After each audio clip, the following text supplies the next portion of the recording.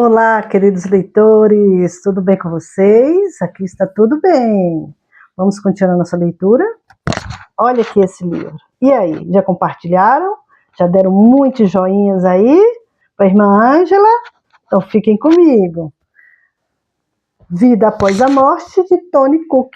Olha que imagem linda esse livro. Vou responder todas as perguntas de vocês, que vocês estiverem aí me mandando. Eu quero agradecer a todos, que vocês são uma bênção realmente, viu? Dá muitos joinhas aí.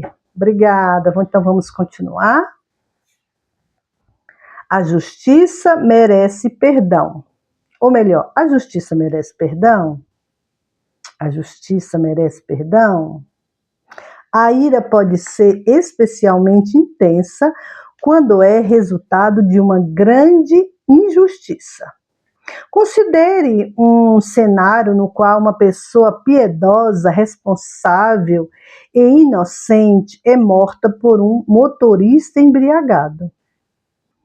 Ou em um assalto ou como um ato de terrorismo.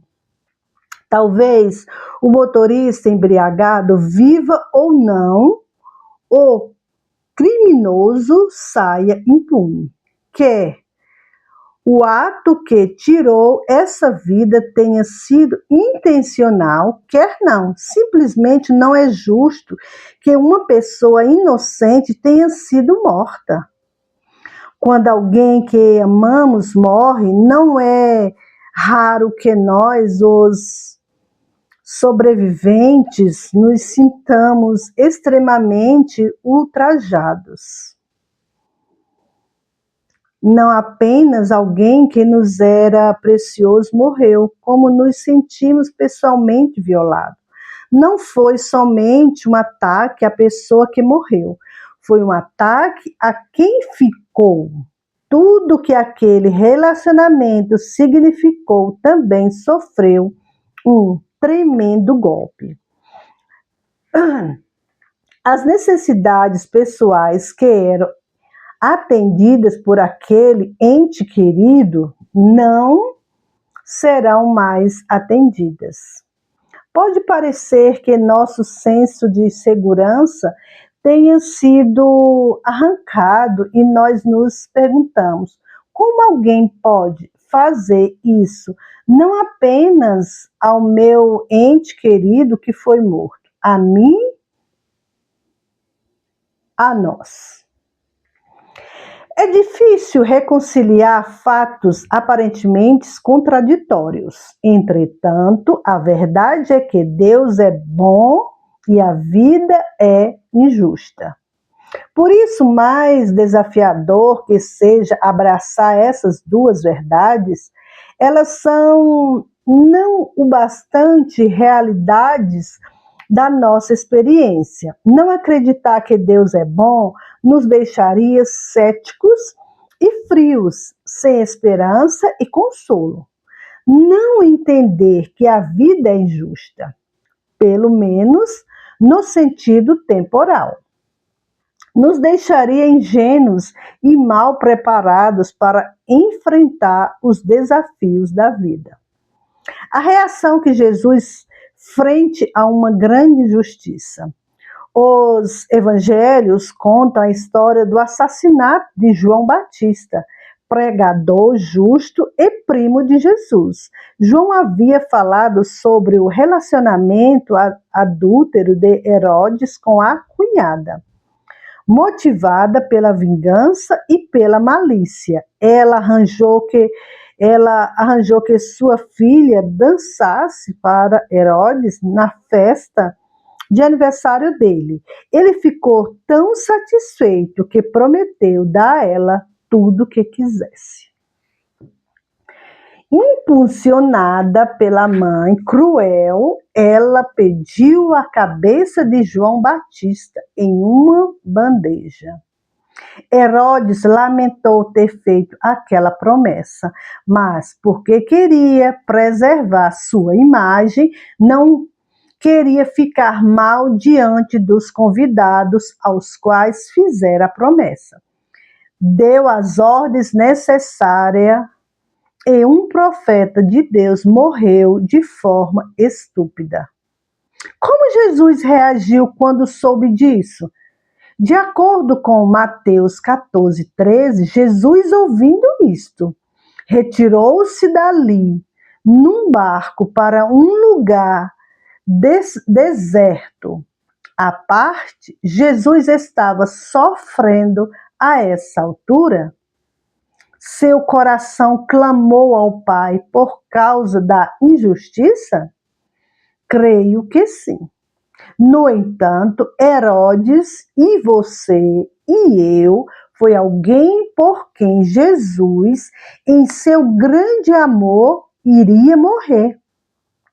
É importante saber que o próprio Jesus passou por esse tipo de situação trágica e podemos ter certeza de que ele é totalmente capaz de nos ajudar. Seja lá o que estamos enfrentando, ele passou por isso e sabe como nos ajudou a passar também? O poder do perdão. Alguns sofrem tanto depois de uma tragédia que nem sequer querem ouvir falar em perdão. Estou convencido de que muitas pessoas, até os crentes, têm uma compreensão errada acerca do perdão. Para entender adequadamente o que é o perdão, é vital entender o que o perdão é. Perdão não é tolerar ou aprovar um ato mau. Perdão não é dizer o que você fez é aceitável. Se o que foi feito fosse aceitável, perdão algum seria necessário. Perdão não significa que você se coloca na posição de ser continuamente ferido ou abusado. O apóstolo Paulo disse: Alexandre, o latoeiro, causou-me muitos males. O Senhor lhe dará a paga segundo as suas obras. Tu guarda-te também dele. 2 Timóteo 4, do 14 ao 15. Sem dúvida, Paulo perdoou Alexandre, mas ele não queria que Timóteo se colocasse ingenuamente no caminho do mal. Perdão não é amnésia, é absolutamente necessário continuar e esclarecer o que significa quando se diz que os cristãos devem perdoar e esquecer. A mente foi criada com a capacidade de lembrar e relembrar. Esquecer não significa que nos falta essa capacidade. Quando encorajamos as pessoas a esquecer o passado, queremos dizer literalmente que elas não devem deixar que os eventos do passado dominem o presente ou ditem o futuro.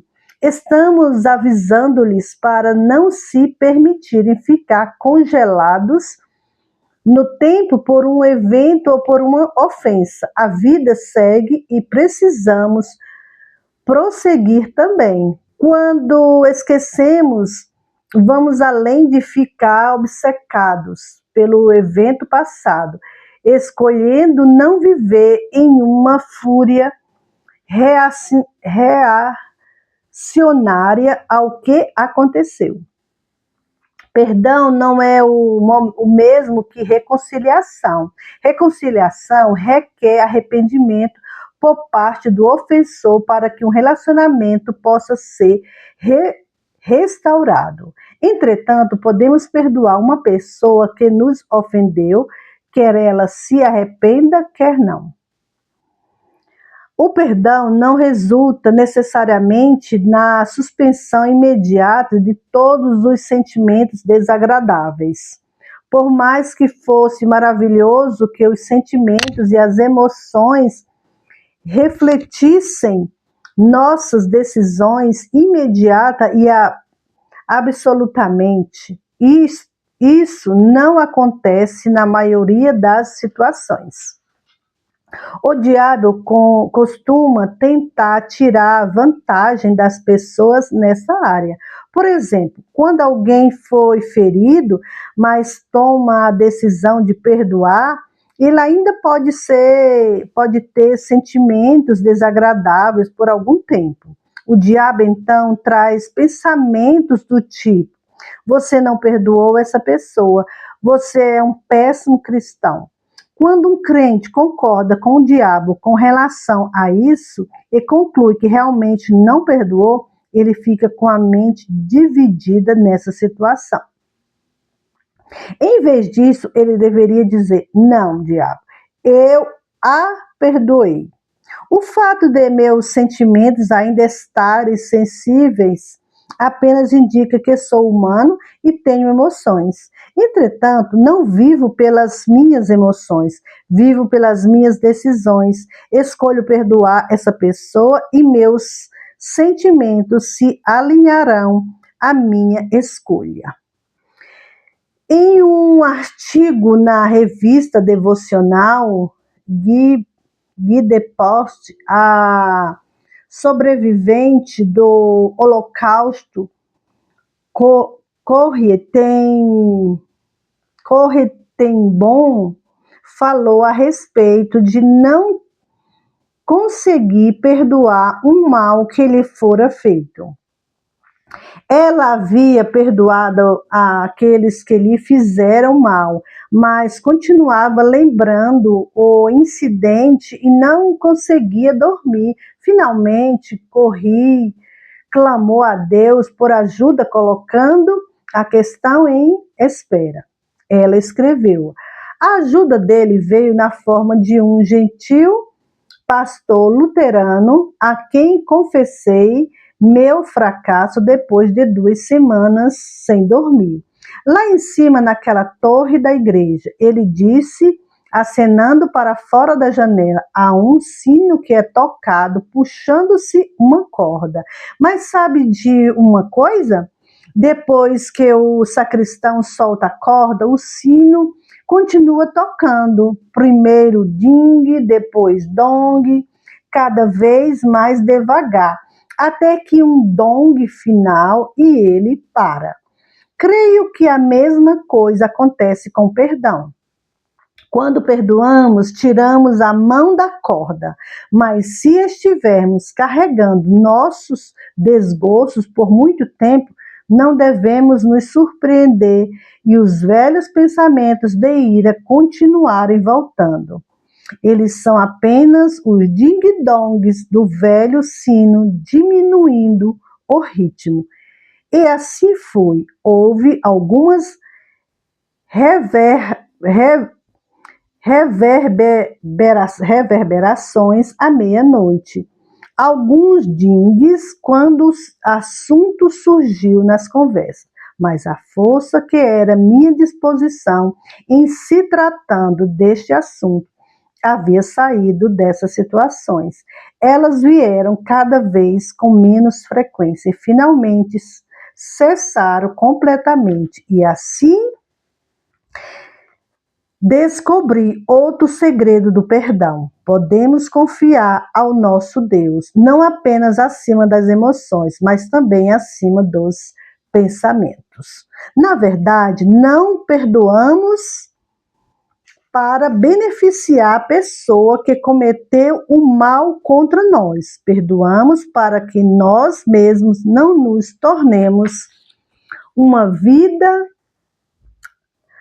tornemos vítima perpétua desse mal. Podemos ter sido vítimas uma vez. A pessoa que amamos não está mais conosco.